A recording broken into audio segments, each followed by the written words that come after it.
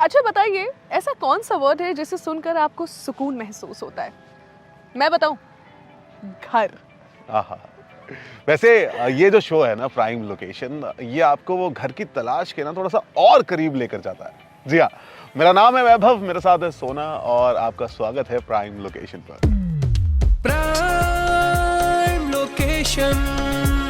Prime location ये एक ऐसा शो है जो कि आपकी रियल एस्टेट की जर्नी को काफी स्मूथ बनाता है। आपके रियल एस्टेट से जुड़े सारे सवालों के जवाब यहाँ पर मिलते हैं विद एक्सपर्ट्स। एग्जैक्टली और पता है, आप ये इन्फॉर्मेशन और लोगों तक भी ना कॉन्फिडेंटली शेयर कर सकते हैं क्योंकि ये मिलती है हमारे मार्केट के एक्सपर्ट्स के साथ। अब चलिए कहीं भी हम जाएं उससे पहले जानते हैं कि आज के शो में आपको क्या-क्या मिलने वाला है। आज के शो में हम जानेंगे इस वायरल सवाल का एक्सपर्ट जवाब कि अगर आप कमर्शियल प्रॉपर्टी में इन्वेस्टमेंट करते हैं तो वो कितने टाइम पीरियड का होना चाहिए। एग्जैक्टली और जब हम मूव ऑन करेंगे हमारे रियल एस्टेट की डिक्शनरी के लिए, तो हम जानेंगे कि आखिरकार ये फ्लोर राइज क्या होता है।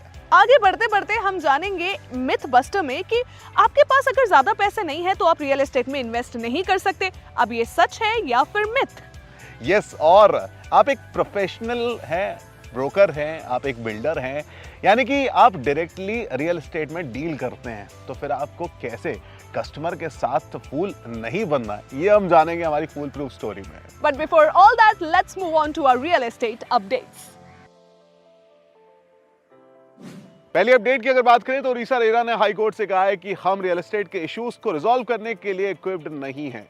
ये उन्हें तब पता चला जब एक व्यक्ति ने अपने फ्लैट के कुछ इश्यूज को लेकर कंप्लेंट दर्ज की थी और जब आरटीआई फाइल किया तब उन्हें पता चला कि इसके ऊपर अभी तक कोई भी एक्शन उड़ीसा रेरा के द्वारा नहीं लिया गया है। दूसरी अपडेट की बात करूं तो लखनऊ डेवलपमेंट अथॉरिटी अपने सारे रेसिडेंशियल एंड कमर्शियल स्कीम्स को 2 हफ्ते में सर्वे करने वाली है, जिसका मकसद ये पता लगाना है कि कहीं वो स्कीम्स में कोई इलीगल ऑक्यूपेंसी तो नहीं है।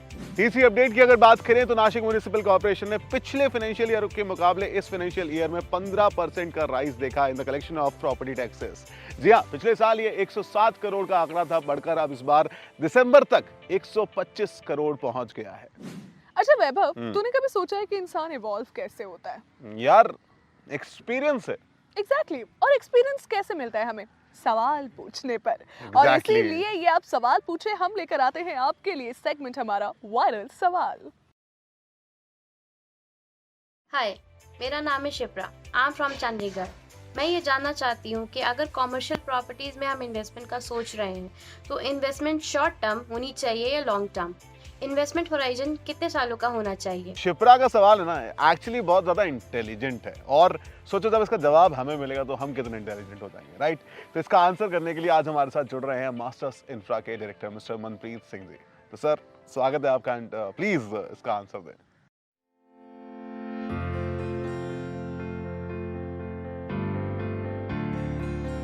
मेरे हिसाब से इन्वेस्टमेंट में कम से कम 4 से 6 साल का होना चाहिए। अगर आप शॉर्ट टर्म करते हैं तो आपको इतना बेनिफिट नहीं मिलेगा जितना कि आपको 4 से 6 साल अगर मिनिमम रखते हैं तो आपको एक अच्छा एप्रिसिएशन प्रॉपर्टी में मिलता है। तो शॉर्ट टर्म कभी भी नहीं करना चाहिए, मेरे हिसाब से हमेशा 4-5-6 साल रहना चाहिए। Manpreet ji, thank you so much for such a wonderful and your valuable advice. इसीलिए कहते हैं भाई कि एक्सपर्ट से बात करना बहुत ज़्यादा ज़रूरी होता है। और आपके जहन में भी अगर कोई सवाल हो रियल एस्टेट से जुड़ा हुआ तो हमारे व्हाट्सएप नंबर पर ड्रॉप कर दीजिए 9506104104। अच्छा वैभव, हाँ। तुझे फ्लोर राइज का मतलब पता है?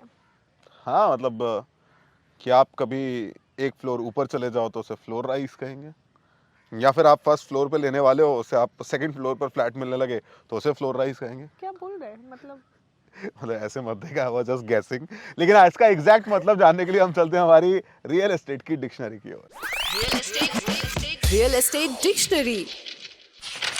तो हमारी रियल एस्टेट की डिक्शनरी हमें बताती है कि फ्लोर राइज एक्चुअली एक ऐसा प्रीमियम होता है जो कि प्रॉपर्टी बायर्स अपने डिजायर्ड फ्लोर के फ्लैट्स के लिए देते हैं। अब इसमें क्या होता है कि जैसे जैसे आपके डिजायर्ड फ्लैट का जो फ्लोर है वो बढ़ता जाएगा, वैसे वैसे फ्लोर राइज भी बढ़ता जाएगा। Exactly. फॉर एग्जाम्पल, अगर आप 25th फ्लोर पे अपना एक फ्लैट ले रहे हैं तो वो एक्सपेंसिव होगा बनिस्बत फर्स्ट फ्लोर के फ्लैट के। एग्जैक्टली पर आप देखोगे ना तो ये सारी कंडीशन सब्जेक्टिव होती है। जस्ट लाइक अगर आप मुंबई में जाएंगे तो आपको नजर आएगा कि आप जितनी ऊपर फ्लैट लेंगे वो उतना ज़्यादा आपको कॉस्टली मिलेगा, और वहीं आप ग्राउंड फ्लोर की ओर जाएंगे या फिर नीचे के फ्लोर्स के लिए जाएंगे वो आपको थोड़ा सा कंपैरेटिवली सस्ता मिल जाएगा। वहीं आप एक रिपोर्ट्स के हिसाब से देखेंगे, आप एक रिसर्च के हिसाब से देखेंगे कि इन अहमदाबाद जो नीचे के फ्लोर्स होते हैं वो पहले भरते हैं और एक्सपेंसिवली मिलते हैं रादर देन जो आपके टॉप फ्लोर्स हैं उनके। सो ये सिटी टू सिटी वैरी करता है। एब्सोल्युटली। वेयरएज अगर आप इंडस्ट्रियल एस्टेट्स देखें तो उसका जो ग्राउंड फ्लोर होता है ना वो काफी एक्सपेंसिव होता है उसके फर्स्ट फ्लोर से। Why? Because obviously ground floor से सामान मूव करना काफी ज्यादा इजी हो जाता है। सो आई होप ये फ्लोर राइज का मतलब अब आप समझ गए होंगे। देखो भैया, रियल एस्टेट में इन्वेस्टमेंट के लिए ना बहुत पैसे चाहिए, अभी हमारे पास है नहीं, कभी लॉटरी वॉटरी लगेगी तब देखेंगे। आप भी ऐसा सोचते हैं? ये मिथ है या फिर सच है, जानते हैं, चलिए अपने मिथ बस्टर में। Myth buster. देखिए, ये बात तो बिल्कुल सच है कि अगर आप कमर्शियल स्पेस में कोई प्लॉट खरीदना चाहते हैं, कोई दुकान खरीदना चाहते हैं या फिर कोई मकान लेना चाहते हैं तो उसमें आपको एक मोटी रकम चुकानी पड़ती है। लेकिन रियल एस्टेट में अगर आप इन्वेस्ट करना चाहते हैं तो आप अपने 500 और 1000 रुपए से भी इन्वेस्ट कर सकते हैं। चौंकिए बिल्कुल भी मत, ये आप कर सकते हैं रीट के थ्रू। अब रीट क्या होता है? रीट का मतलब होता है रियल एस्टेट इन्वेस्टमेंट ट्रस्ट। इस पे आप इन्वेस्ट करके अपनी रियल एस्टेट की जो जर्नी है ना उसे शुरू कर सकते हैं। रियल एस्टेट सेक्टर को आम लोगों तक पहुंचाने के लिए एक उपाय सोचा गया। इस उपाय को रियल एस्टेट ट्रस्ट यानी कि रीट REIT के नाम से जाना जाता है। रीट उन कंपनीज को कहा जाता है जिनके पास इनकम देने वाली अच्छी प्रॉपर्टीज होती हैं, जैसे कि mall, hospital, office space, hotel etcetera. आसान तरीके से कहा जाए तो रीट एक तरह का म्यूचुअल फंड है, लेकिन ये शेयर मार्केट में पैसे ना लगाकर प्रॉपर्टीज में पैसे लगाता है। रीट आम लोगों से पैसे जुटाते हैं और तैयार बड़े फंड से ऐसी प्रॉपर्टीज बाय करते हैं जिससे अच्छी रेंटल इनकम आ सके। अब रीट को प्रॉपर्टीज से जो रेंटल इनकम मिलती है वो लोगों को डिविडेंड के रूप में लौटाया जाता है। इंडिया में 3 रीट्स मार्केट में लिस्टेड है। सबसे पहली Brookfields India real estate trust, दूसरी एम्बेसी ऑफिस पार्क्स रीट, तीसरी mind space building parks REIT. इन सभी में आप इन्वेस्ट करके, इन सभी में नहीं, इनमें से किसी एक में आप इन्वेस्ट करके अपनी रियल एस्टेट की शुरुआत कर सकते हैं। देखिए, कस्टमर को एक रियल एस्टेट ब्रोकर या फिर एक बिल्डर के साथ डील करते समय किन बातों का ख्याल रखना चाहिए जिससे वो फूल ना बने, ये तो हमने कई सारे एपिसोड्स में सुना, लेकिन आज टेबल्स को थोड़ा सा टर्न कर देते हैं, काम करते हैं, इधर आ जाते हैं। हाँ जी, बताइए। सो इन शॉर्ट, कई बार आपने देखा होगा कि सेलर्स बायर्स को ना फूल बनाते हैं, लेकिन ये काम बायर्स भी सेलर्स के साथ बखूबी करते हैं। अब 3 ऐसे लेसन्स हम आपको बताएंगे, 3 ऐसी लर्निंग्स हम आपको यहाँ पर बताएंगे जिसको ऑप्ट करके आप कस्टमर से फूल बनने से बच सकते हैं। फूल प्रूफ स्टोरी। लेसन नंबर 1 की बात करते हैं। अगर आप एक रियल एस्टेट सेल्स एग्जीक्यूटिव हैं तो सबसे पहले आपको ख्याल रखना है कि सामने वाला जो आपके पास आया है उसकी रिक्वायरमेंट्स क्या हैं, एंड ये भी देखना है कि वो रिक्वायरमेंट्स कितनी ज़्यादा अर्जेंट है। उसके बाद आपको ये चेकआउट करना है कि जो बायर आपके पास आया है वो सीरियस है भी या फिर सिर्फ एक विंडो शॉपर है, राइट।